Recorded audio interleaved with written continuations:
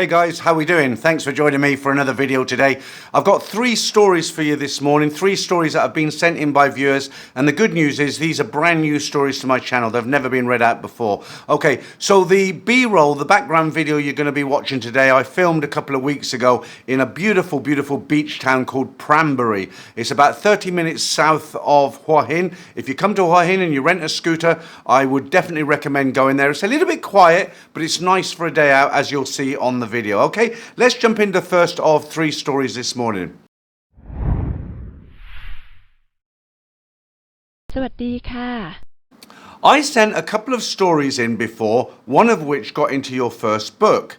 But now you have expanded to Vietnam, Philippines, even Colombia, I might cover a bit more of the early days. First visit to Bangkok was in 1980, and of course there have been many changes, mainly transport. I saw the MRT supports going up. There was no rapid transport back then, just taxis, tuk-tuks or buses. No 7-Elevens or big shopping malls. I better explain that I had planned mainly to visit Burma, as I'd been writing to a pen pal and had been fascinated by the place, and especially the old capital, Pagan, which was just what a temple buff liked. Bangkok was just a short stopover to do the usual sights. Grand Palace, Wat Po, etc., all new to me. I also included a visit to a pen friend in another temple buff stream, Java and Bali. Like all Indonesian Muslims, she wanted to go to Bali, just the 2 of us, but she giggled, "You must not do anything." I assured her that I didn't push my luck until I seen a green light. So during our time in Bali, it was all very proper and we didn't even eat breakfast together. But on my first real tour abroad, I experienced something very common back in the 80s.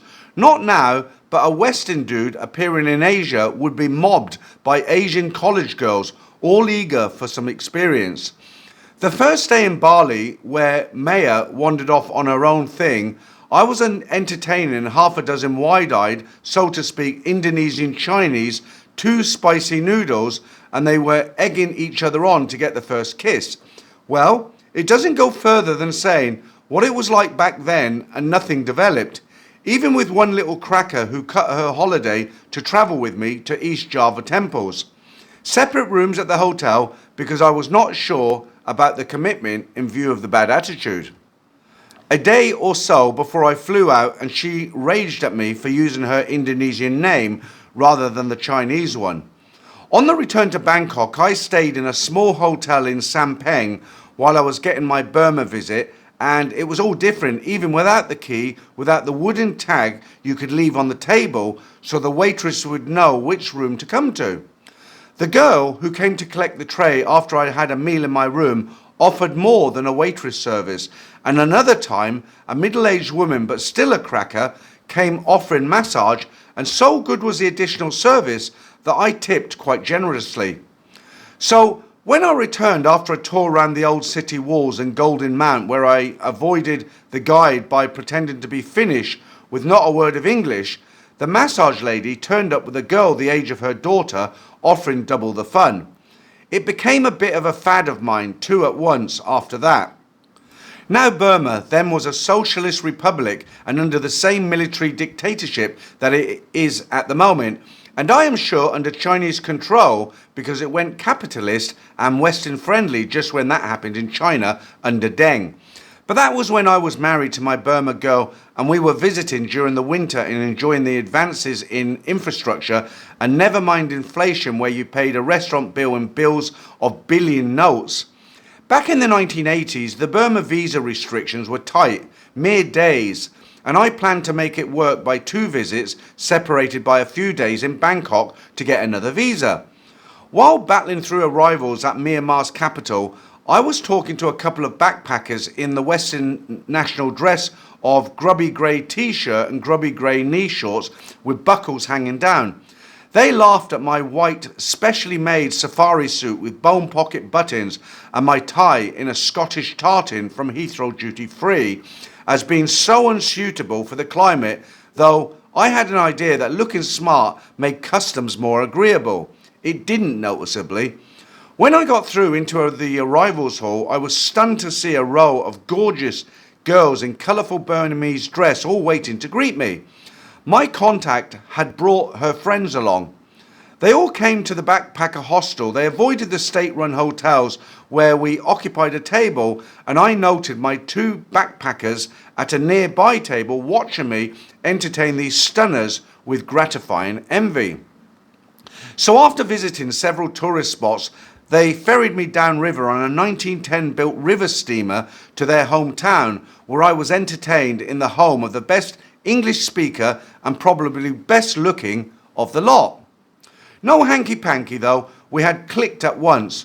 I could write a bit about the quite interesting town and the people I met, who were either fascinated by a British guy and told me tales of British and Japanese occupation, and damned if they could decide which one was worse.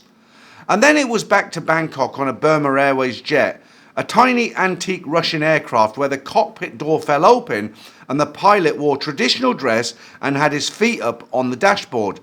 The stewardess served a sandwich in brown paper tied up with string, and the seat back collapsed. Still, it got me to Dong Muang Airport without crashing. I stayed at a different hotel where the clearly gay room boy offered to send a girl along, or a boy if I preferred. But while my head was still full of my Burmese beauties, I couldn't stand the pressure and cut through the alley past the barber shop that was in my second story, and my first soapy massage, which is gone now, like most of those big soapies. I had never known anything like it and miss it greatly. Of course, I later on visited Pat Pong, and while the go-go bars upstairs were good with dancers that had forgotten to put their bikinis on, as distinct from the rip-off upstairs ping-pong venues, I was often at a more conventional bar at the other end of Soi 1, and I made a pig of myself with 3 girls, so as not to offend any of them. I did have a look at Nana Plaza, but for some reason I still thought Pat Pong was better in those days. It was better experience on my part maybe, so on the next trip to Burma in another terrifying antique Russian jet, my Burma beauty just met me on her own, and over lunch she set out the plan to take me to Pagan, where we could stay in a private hotel. "If you want to sleep together with me," she said, as calmly as if she was suggesting a trip to the Central Market to buy a pair of shoes. The trip though, the night was murder. I sat on an unturned bucket in a pickup truck. As I mentioned before, Pagan Village was occupied with hostels and eateries then, and we had separate cabins, but she popped along after everyone was snoring and the day was all good. There was not a tourist about back then, and you could walk in anywhere and take all the photos you liked. Nowadays, it is pay through the nose for not being allowed to do anything. So they tell me, oh, a couple of things about Burma back then at least. Burmese organic pipe tobacco, native coffee was the best I've ever had, and a range of banana varieties not found anywhere else. I took a turboprop flight back to Rangoon, and damn the expense. Madam protesting the cost. She was very careful with money. After that, it was back to get my flight home. I was staying in at night as I was already feeling committed to the one I'd marry pretty soon. Not too much of a story, but how different it was back then. The girls were not so hard as later, but they hadn't got the technique the bar girls had later. Why, half of them didn't even know what kissing was. I was back in Bangkok in 1982, and there is less of a story as it was my first submitted tale. I had to turn down a Thai girl because I'd already got committed to the Burmese one. Never mind the hairdresser girlfriend of the brother of the shop girl I was staying with. She came to pay me a secret visit, but I had to put her off because she was supposed to be the brother's girl and I was getting committed. But there was a couple of stories. So I left the Thai family I'd been staying with and took a visa run by rail to Penang, where of course the hotel offered me a lady, Malay, Chinese. But I was being a good boy. But on return, I had a girl in the compartment with me. Unfortunately, she had a face like a block of concrete, a mouth like a spring-loaded letterbox, and a ranting monologue about the evil exploitation of vulnerable Thai girls by Western men who took advantage. You think this is new? It was a thing back from the 1970s. So when we arrived at our station, I took her to where the buses were going from, and she yelled at a bunch of young Thais, "Bus 25," in a screeching voice, while tracing out 25 in the air. The young Thais stared at her dumbly, but I've learned a few Thai words mainly so I could use the buses. So I asked for the number 25 bus. You know that. She exploded. A nice moment. And the Thais could speak a bit of English too. After we'd had a chat, one of the girls with a pretty round face and a big smile wanted to practice her English. I didn't wobble a bit, then agreed. It doesn't do to refuse. It's not polite. And that's the end of that story. So I wasn't here in the 1980s, but I did arrive the first time in 1991, and I came to Thailand to work in 1994 in the hotel industry. I was posted up to Khon Kaen, not in a little brown envelope, but assigned. And he is right. Back then in the day, I remember those concrete pillars going up for the BTS, the SkyTrain, and it was different times. You know, mobile phones were around, but you know they weren't. The signal wasn't like it is now. They were just basically phones. There wasn't a lot to do on them, and you'd go into the bars, and the girls were very humble, very polite, very happy to see you. It's not like now. It's almost industrial, isn't it? Leave your wallet at the entrance, come back in 10 minutes, and you'll be cleared out. It was nicer back then. I do like to hear these older stories. I don't want to sound, every country moves forward, doesn't it? But it was a lot more. The word I'm looking for is charming. Thailand was very charming back then. It's good now, it's exciting to visit, but it's not as charming as it used to be. And if you're an older guy and you came here in the 80s and 90s, you'll jump straight onto that word charming and you'll understand what I mean, okay? Right, okay, let's not be too nostalgic this morning. Let's jump into story number 2 of 3. People often relate on Thailand Bound how they come to learn about Thailand and when their first visit was. Most times it has been discovered by hearing stories from friends or associates who have been there in the past or are a long-time visitor to the land of smiles, listening eagerly to tales of the wild times partying, visiting the adult entertainment districts, encouraging bar girls or freelancers, and finding themselves in situations they could only happen in Thailand, good and bad.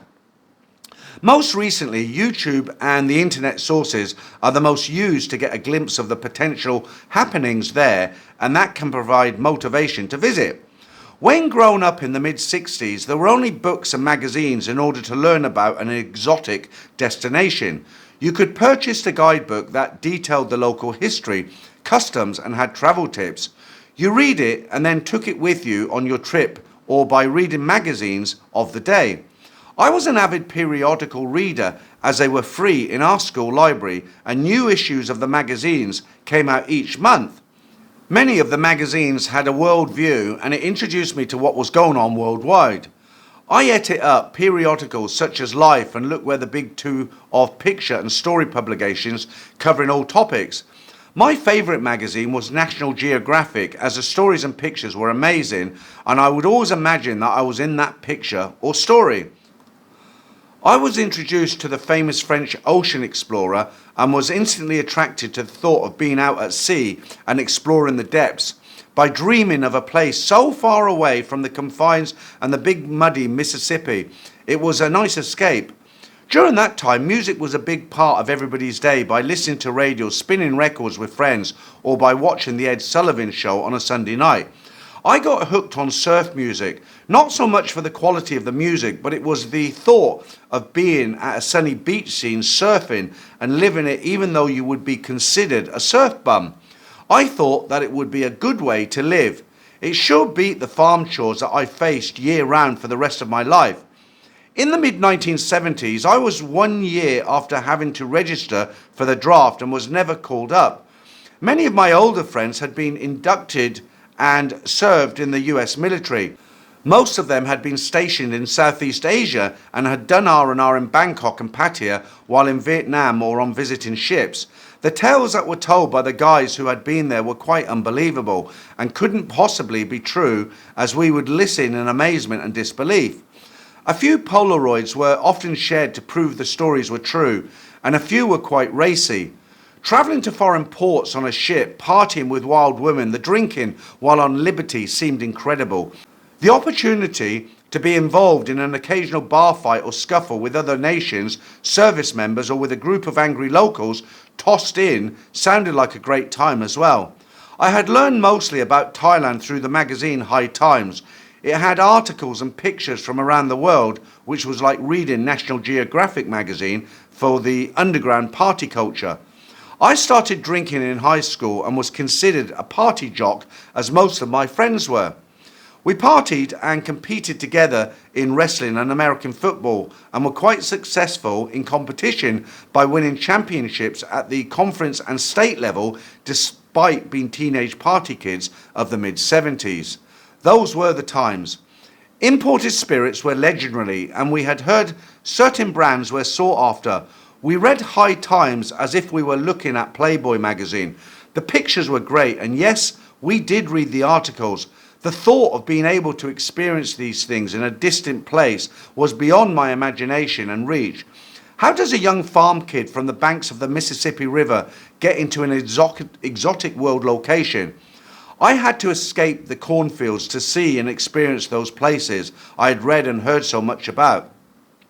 Well, by joining the US Navy to see the world, my father was in the Navy and saw heavy action in a minesweeper in the South Pacific during World War II. He was initially reluctant. Eventually, he supported my joining the Navy. He and my mother had to sign for me as I was under the age of 18. I joined the US Navy at 17, not so much to serve and protect my country, or by learning a skilled trade that could benefit me after my time in the Navy. I was joining up with the hope that I could visit ports of call in the Western Pacific as a sailor and experience the situations that I'd heard so many times from many individuals that I knew. My goal was to get to a ship headed to the Western Pacific and specifically Thailand to find out for myself. Fortunately, the conflicts in Southeast Asia had come to an end and things weren't so hot politically. It was a long shot by any stretch and it also took a while. At my training school after basic, I was a class honour man and by doing so I was able to pick my first duty station as a result, as a perk. I told my instructor of my plans and he directed me to serve shore duty in Hawaii first to gain skills in my craft before joining the fleet. He added Hawaii was a great place to be on shore duty. Pearl Harbor was an excellent place to catch a ship that would be going on a cruise headed to the Western Pacific, and I would be well prepared to do so when the time came. My first shore duty station was in Pearl Harbor, Hawaii, doing support and maintenance on the nuclear submarine fleet. I lived with a group of other sailors off base, and a couple of them were fleet sailors, salty squids, or sea dogs in slang terms, guys who had considerable time at sea and had been around. We were all aged 18 to 25 and away from home, living in the dream. Aerobics, alcohol and rock and roll lifestyle that had some daily Navy work tossed in to keep the world safe. Almost every night at the houses there was full-on party. We had a huge stereo blasting, cases of beer consumed daily. We had some of the best liquor in the world. Hawaii is famous for its rum. We had tons. In Hawaii, imported spirits were available and they were as advertised as mythical drinks of lore and legend, and I had found them. Local girls from many Asian groups joined us for the party. Many of them were of mixed ancestry, which is very common in Hawaii. I was exposed to many Asian Pacific Island cultures. I was culturally shocked at first, but learned to be humble and respectful of the various cultures surrounding me. It was the best way to avoid a kicking by the locals and become close friends. We would meet girls at a beach or while out clubbing in Waikiki. This is when I discovered my attraction to Asian girls and women. It was heaven, but it wasn't Thailand. I still needed to get there. In addition, we met many Canadian women on holiday and we would show them around the island during the day and then invite them back to the house to close out the night. I have a lot of family in Canada and it was a great opening line when meeting Canadian women. We lived it up, full throttle most of the time. Hawaii is home to world-class surf sports such as Pipeline, Sunset Beach and Maka. Miles of great beaches that had snorkeling and dive spots. I was now in the pictures I had seen while reading magazines. I got certified in scuba diving and began learning how to surf. It was difficult to say the least as Hawaii has very strong surf at times. A big challenge, but I'm a very strong swimmer and was a wrestler in school from grade 5 through 12, so I was in shape and had the stamina required to get in the water and struggle as I learned to surf. My efforts paid off as this led to many epic days surfing. I had volunteered to work second shift to enable me to surf most days, not quite a total surf bum, but close enough. Two of my roommates were already on a ship that had been to the Western Pacific in the previous year and were going again, and told me about the opening for my Navy skill on their ship that had recently been vacated, and they urged me to get information about getting orders there. The ship was a Navy destroyer, also known as a tin can, a small, agile ship loaded with weaponry with a crew of 24 officers and 330 crew members, a sleek and fast vessel, and a wild ride in rough seas.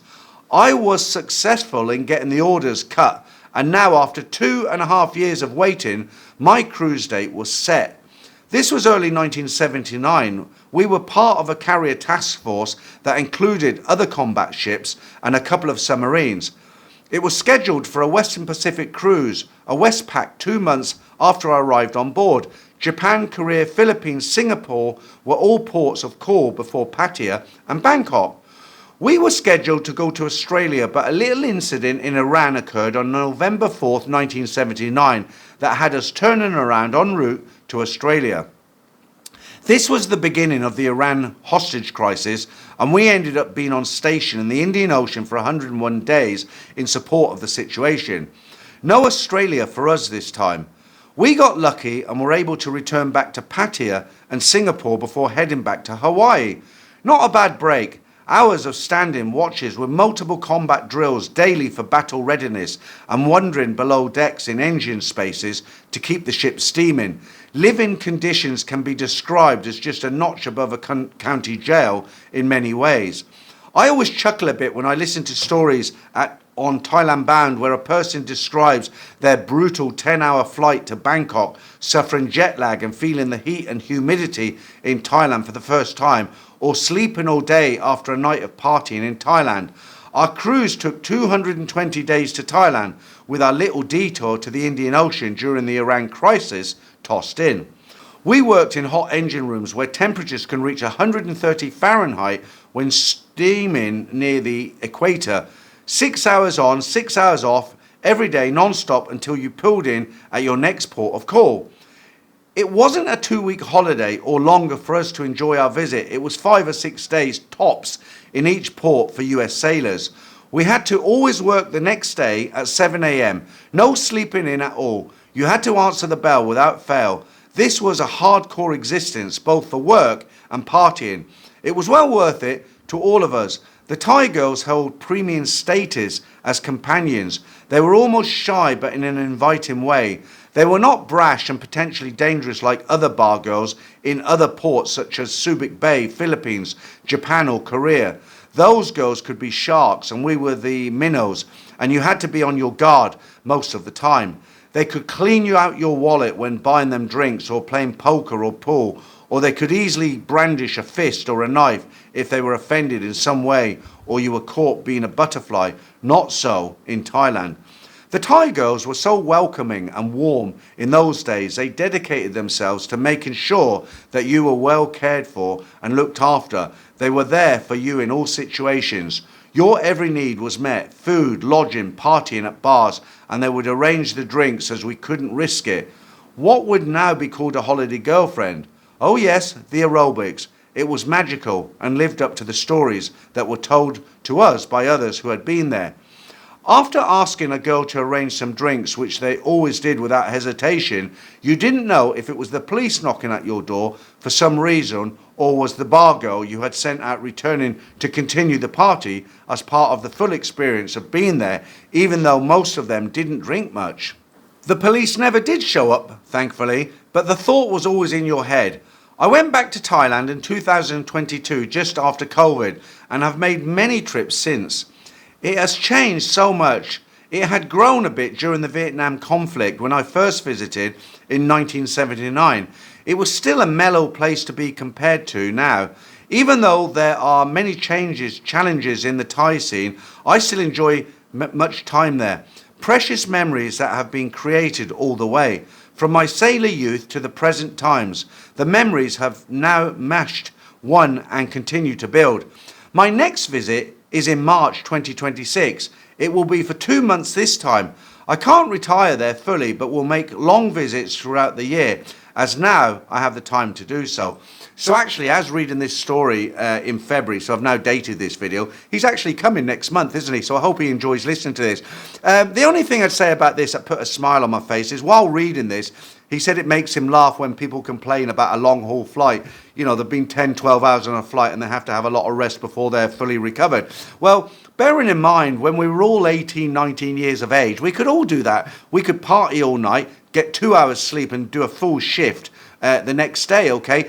I think the guys who are actually saying, you know, I've traveled 12 hours, I'm really tired, I need a full night's sleep to recover. The guys of my age, you know, 55, 60, 65, I can tell you for free, if I lay down on the floor to get something, under a table or something, it takes me about 15 minutes to get back up on my feet, you know. But I was 18 once and I was the same as this guy. So I think it's all relative to age. You know, as you get older, you do slow down. And it doesn't matter how much you look after yourself. You know, some guys they're in the gym every day pumping weights. Other guys like me just take a gentle walk. You know, age is a thing you can't turn around. You know, we all get old, and the older you get, the slower you're going to get, you know, which is unfortunate. Okay. I'm rambling on a bit as always. Let's get into story 3. This is a little bit shorter, but this will round us off nicely for today's set of stories right here on Thailand Bound. Hey Peter, I've got a story from a friend that I thought you might enjoy. He's been to Thailand a couple of times already and overall had a great experience. Most of the trips were the typical short-term encounters, fun, uncomplicated, and exactly what he was looking for at the time. After a while though, he started thinking maybe he should try something different. Instead of just short stays and brief connections, he wondered what it might be like to meet a more traditional Thai woman and actually try to get to know her a bit. With that in mind, he signed up for Thai Friendly, mostly out of curiosity. What surprised him right away was just how much attention he got. He told me his inbox absolutely blew up with messages. Even he admitted that he's pretty average looking at best. So the volume of interest caught him off guard and made him feel like a kid in a candy store for a moment. Eventually, he realised he needed to narrow things down. He focused on one woman who seemed more wholesome than most and appeared to have at least a basic grasp of English. They chatted for a bit and decided to meet in person. She lived in Ayutthaya, so he planned a weekend trip around it and decided to take the old train from Bangkok up there, thinking it would make the whole thing feel more authentic and fun. That's when reality started to set in. When he finally met her, she wasn't quite what he had expected. Her pictures weren't outright fake, but they were clearly taken from her best angles and probably touched up a bit. In person, she looked noticeably different. She was also heavier than most Thai women he'd met before. Not obese, but definitely not thin either, especially compared to what he had become used to seeing. Still, she was very kind, friendly, and genuinely excited to meet him. There was no awkwardness or bad attitude, and she really tried to make the weekend enjoyable. They spent a couple of days together, and in many ways, she acted almost like a personal tour guide. They went on an elephant ride, visited several temples, walked around the historical sites, ate some really good local food. One interesting thing he mentioned, and something you've talked about before, was that she frequently brought her best friend along. Apparently, the friend joined them more than once during the trip. Ironically, he found himself more attracted to the friend than to the woman he had actually come to see. But he just laughed it off and kept things polite. They did spend one night together, but he said he wasn't attracted enough to really pursue anything physical. On top of that, the language barrier turned out to be a bigger issue than he expected. She spoke very little English, so almost every conversation had to go through a translation app on their phones. At first, it was manageable, but after a while it became exhausting and made it hard to feel any real connection. By the end of the trip, he didn't feel angry or disappointed, just a bit underwhelmed. It wasn't a disaster and it wasn't a success either. More than anything, it felt like a learning experience. It reinforced a lot of things you've mentioned on your channel about expectations, communications, and the realities of trying to build something deeper in that environment. Normally, I wouldn't bother sending in a story like this, but since you mentioned you were running a little short on submissions, I figured I'd pass it along. It's not dramatic or extreme, just straightforward example with a simple lesson at the end. Very true. You know, a lot of times online dating, what is very popular here in Thailand is girls will doctor their photos and make themselves look slimmer or younger. And I've had this experience myself. I mean, if you watch this channel quite often, you know I live with my Thai girlfriend. We're into our 4th year now. We're very, very happy. She's got a job in a local hospital here in Hua Hin.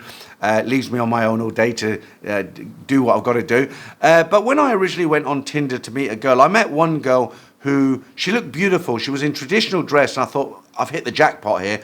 And I did FaceTime with her, and she was about 20 years older than the photograph. I was so disappointed. And from the look on my face, I think she could tell I was so disappointed, and we never contacted each other again. So if you do go online and you want to meet a Thai partner, I would seriously suggest, you know, do FaceTime, phone each other up on WhatsApp or Line so you can see each other. And that way, before you have the first meeting, you're not going to be disappointed, okay? Okay, so I thought the last story was the last, but I'm getting a little bit confused now. So there's another story. I think this one is definitely the last story. After listening to your YouTube channel for several years, I finally made the trip to Thailand at the beginning of 2025. This isn't a typical tourist tale, it's more of a how everything went wrong story about a failed adventure. I'm in my 50s and have travelled around Europe before, but this was my first time in Asia. Before I get into the details, here's one piece of advice I always carry a copy of your passport, your hotel address, your international health insurance contact information and 2 credit cards. You'll understand why this matters very soon. After landing at Bangkok, I followed the usual advice, went down to the lowest floor, exchanged some money, bought a SIM card and took a taxi into Bangkok. The driver was friendly, used the meter and still made good money because we got stuck in rush hour on the way to my hotel in the Sukhumvit area. I checked in, tried the rooftop pool and grabbed something to eat at Terminal 21. So far, everything was perfect. I even treated myself to a massage after the long flight. An excellent idea, a really relaxing experience during the next few days. I did all the classic first-timer activities, the Royal Palace, temple tours, Jack Market, the floating market, the train market and so on. I also walked through Soi Cowboy. I was way too early for anything interesting to happen. Then, after a few days of living the dream, disaster struck. I didn't notice a gap in the courtyard of an old temple site and fell badly, injuring both legs. In any Western country, a dangerous spot like that would have been marked with tape or at least a warning sign. An ambulance took me to a local hospital on a stretcher. Before any doctor appeared, the accountant showed up to collect a deposit for treatment. That's when a working credit card with a high limit becomes a lifesaver. The medical care itself was excellent. I had a private room and the nurses were wonderful, though I barely noticed them because of the painkillers and my condition. The doctor looked at the x-rays and diagnosed ligament injuries. Unfortunately, he was completely wrong. After 2 weeks in the Bangkok hospital, I was declared fit to fly. My travel health insurance arranged a business class flight home, accompanied by a travelling nurse, a very competent woman who managed to get me back to my home country on crutches. My mistake was not insisting on an MRT in Bangkok. It took nearly 6 weeks before the full extent of the knee damage was finally discovered and the necessary surgeries were done. And this story isn't over yet. I still have a long list of bar girl experiences on my bucket list, but those will have to wait for another episode. Very short story, but very true. You've got to take care of yourself. If you can get the insurance, that's always the best idea, or you put a lot of money away in case something happens to you here. I had a very similar experience. I was looking at my phone one night after doing a live stream out in a local cafe. It was quite late at night, about midnight it finished.